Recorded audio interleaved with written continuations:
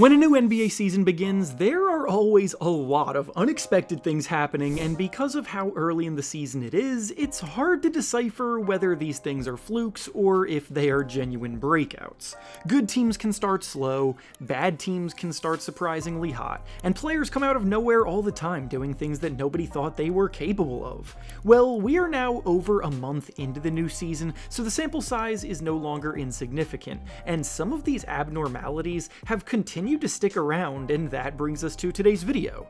Today we will be discussing 5 things that nobody saw coming this NBA season that are actually looking like very real trends that can stick for the remainder of the year.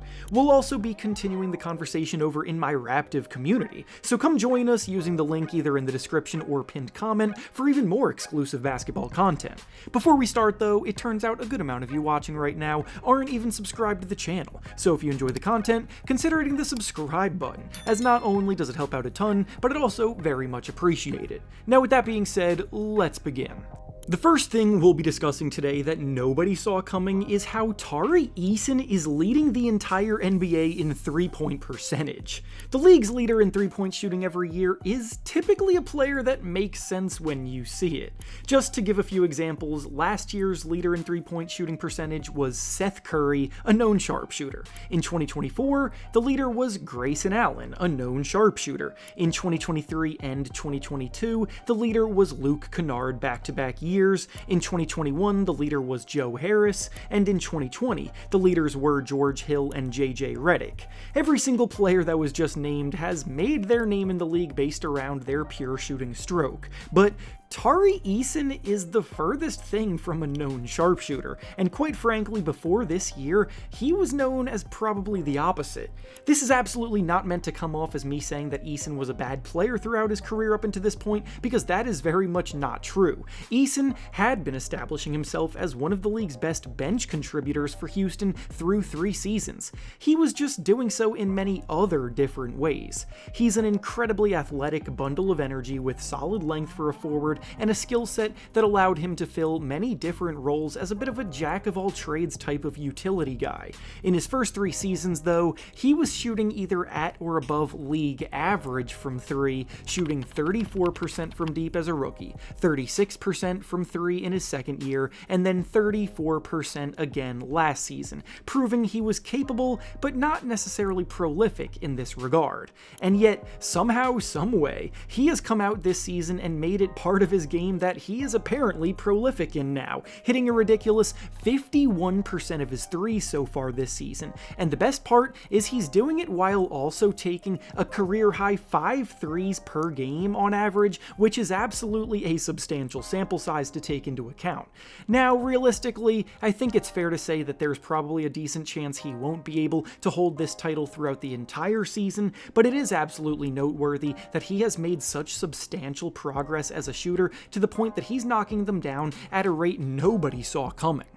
Now, speaking of which, this actually leads us perfectly into the second thing we'll be discussing that nobody saw coming this year, being that the Houston Rockets are the NBA's best three-point shooting team. I promise I'm not here to just endlessly glaze the Rockets, but the basis of a lot of their success is coming in a way that I genuinely don't think anybody anticipated after the things that happened to them in the lead up to the season. The Rockets got very aggressive this offseason, trading for Kevin Durant to find that true alpha go-to scorer to make them get to the next level. And obviously Durant has been one of the all-time great shooters the league has ever seen, but the rest of this roster was made up of a lot of previously questionable shooting talent, and the primary criticism of this group in the preseason lead up from most fans and analysts is that the spacing was going to be tough to navigate. Prior to this season, Alperen Şengün really wasn't much of a perimeter shooter, taking just 1 3 per game on average. Amen Thompson was a non-factor from the outside. Jabari Smith Jr. was a subpar shooter from deep. Tari Eason, as we just mentioned, was a subpar shooter from deep. Josh Okogie's outside shot was a struggle. Reed Sheppard was an unknown after barely playing as a rookie. And to top it all off, the Rockets lost point guard Fred VanVleet to injury right before the year began. The Rockets coming out and lighting the league on fire from the outside, shooting 41% from 3 as a team this season is nothing short of an incredible case of in-house development. Every single player that I just mentioned, except for Thompson, is now at minimum shooting above league average from 3, and the Rockets have 8 players shooting 39% from 3 or better. The funniest part is that Kevin Durant is not even one of those 8 players, as he's hitting just 36% of his 3 so far. So if Durant is able to steadily recover and get back to the typical 40% range we're used to seeing from him, this team has even more room for improvement in an area that they're already topping the NBA in. Of course, there will be plenty of variance, and some of these anomaly breakout shooting seasons will probably slow down as the year progresses, but they've shown more than enough to buy into as a group more than capable of spacing the floor at an elite level. The next thing we'll be discussing today that nobody saw coming this year is that the Phoenix Suns are actually better this season without Kevin Durant. Last year's Phoenix Suns team was nothing short of a disaster for a team that fully expected to, at minimum, be competing for a playoff spot. Not only did they fail to make the playoffs last year, but they couldn't even snag one of the spots in the play-in tournament either. So with Devin Booker, Kevin Durant, and Bradley Beal, their season ended after 82 games. Last year's Suns team could not stop a nosebleed on the defensive end, as the group ranked near the very bottom of the league on that end, coming in as the 27th ranked defensive unit, and ultimately, after it became clear that there was no realistic path back to contention with what they had, they blew it up this offseason, trading Durant to Houston and buying Bradley Beal out of his contract. What was odd to some, though, was that they kept Devin Booker and insisted publicly, time after time, that they were still fully intending to try to build a group that can win in the short term, and most of us were laughing at that idea, but now we all, myself included, have to eat our words because the Suns look like a group with new life injected into them.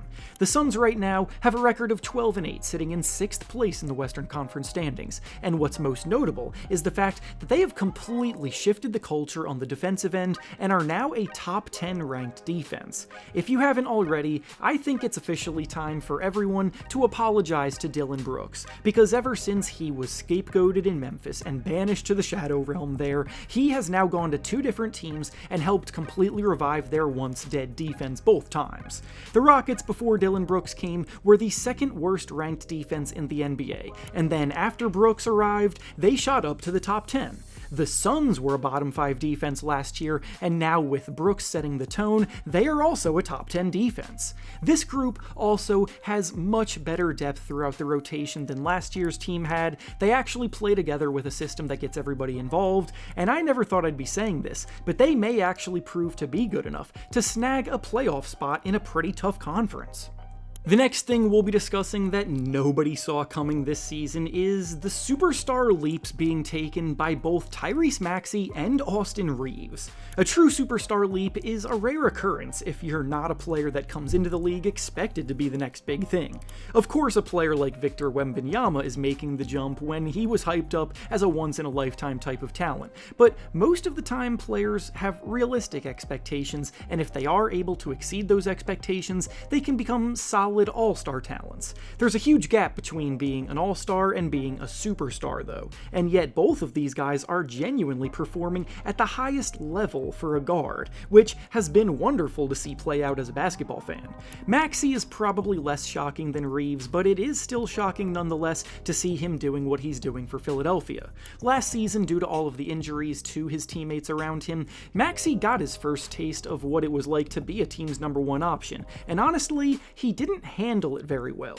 Sure, he did post a career-high 26 points per game last season, but his efficiency took a nosedive as he shot just 43% from the field and 33% from 3, which are both easily the worst numbers of his career since he became a starter in 2021. And as the primary focus of opposing defenses, he was struggling to lead the Sixers to anything as they sunk down the standings. This year has been an entirely different story, though. He is still surrounded surrounded by players that, due to health reasons, have been in and out of the lineup, and yet the team is off to a much better start thanks to Maxey fully carrying the offense night after night. Maxey is currently the league's third leading scorer, putting up just shy of 32 points per game, while also dishing out 7.5 assists and grabbing 5 rebounds. For reference, reigning MVP winner Shai Gilgeous-Alexander is averaging about 33 points, 7 assists, and 5 rebounds per game. So for Maxey to basically be replicating the league MVP's production is definitely not something that anybody saw coming. As for Reaves, his story has been a nobody saw this coming story from the very beginning of his career, as an undrafted player that emerged as a stud, but this year he's also amongst the greats. He's currently the 9th leading scorer in the NBA, putting up about 28.5 points per game, while also dishing out 7 assists and grabbing 6 rebounds a night. The Lakers were missing LeBron James for the first 14 games of the year, and the team did not miss a beat at all, thanks in large part to Reaves filling that void perfectly, and he and Luka Doncic now form the best backcourt in the NBA, and have led LA to second place in the Western Conference standings. The level of on-ball creation, playmaking, and body control, and confident 3-level scoring has made Reaves a genuine force, and now with LeBron back healthy, they have a 3-headed monster as good as anybody in the NBA. And finally, the last thing we'll be discussing today that nobody saw coming this season is that the hampered Detroit Pistons would be the best team in the Eastern Conference. The Pistons have had a pretty crazy last year. Last season, they fully emerged out of their rebuild and solidified themselves as a playoff-caliber team led by Cade Cunningham, emerging as one of the best point guards in the conference. They then had an incredibly turbulent offseason that saw key contributor Malik Beasley face legal troubles over some alleged gambling, which meant that they had to scramble to find his replacement, which resulted in them adding Duncan Robinson and Karis LeVert. It's not that those signings aren't helpful, but they just haven't been players that have given much reason for people to believe that they would be game changers to elevate a team into title contention. And honestly, I'm not sure if either are even better than Malik Beasley. Yet, the Pistons are sitting in first place in the East right now, fresh off of a 13-game win streak, and they're actually yet another example of a group catching fire thanks in large part to internal development and growth of talent that was already there.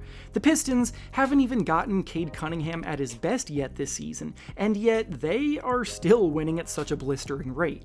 Jalen Duren is the biggest example of this, and has been putting himself firmly in the mix for the Most Improved Player award as someone who is averaging 20 points and 12 rebounds per game this year, dominating the paint and creating much more on offense with the ball in his hands than ever before. He's also taken a massive leap as an interior defender, which was previously one of his bigger weaknesses. On top of that, Dennis Jenkins deserves a massive shout out for holding things down through all of the injuries that his teammates have suffered, because he's had some monster games while on a 2-way contract, bringing intensity on both ends of the floor, aggressive driving and finishing around the rim, reliable 3-point shooting, and strong playmaking at the point guard position, to the point where I think the Pistons would be foolish if they don't convert his contract to a standard deal and keep him in the rotation even when Jaden Ivey is back fully healthy. And with that being said, that's all I have for you today. Make sure to like the video, subscribe to the channel, and comment down below some things that you are most surprised by this year. Thanks for watching, and I'll see you all next time.